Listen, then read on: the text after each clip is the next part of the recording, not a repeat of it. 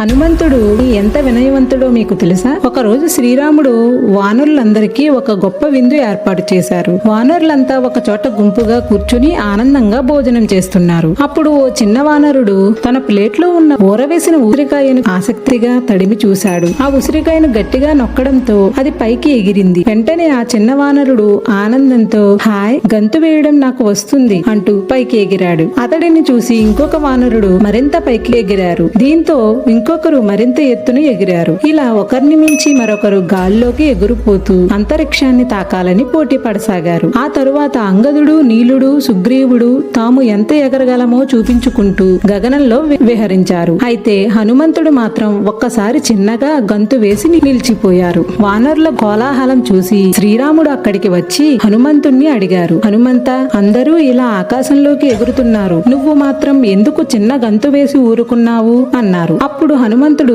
వినయపూర్వకంగా నవ్వుతూ, రామా, ఇంతమంది మహావీరుల ముందు నేను నా ప్రతాపాన్ని చూపించుకోవడం సరికాదు. అవసరం వచ్చినప్పుడు నా శక్తిని చూపుతాను అని అన్నారు. హనుమంతుడి వినయాన్ని చూసి శ్రీరాముడు ఆనందంగా చిరునవ్వు విసిరారు. ఫ్రెండ్స్, ఈ కథ మీకు నచ్చితే కామెంట్ సెక్షన్ లో జై హనుమాన్ అని కామెంట్ చేయండి. మరిన్ని భక్తి పౌరాణిక వీడియోల కోసం మన ఛానల్ ని సబ్స్క్రైబ్ చేసుకోండి.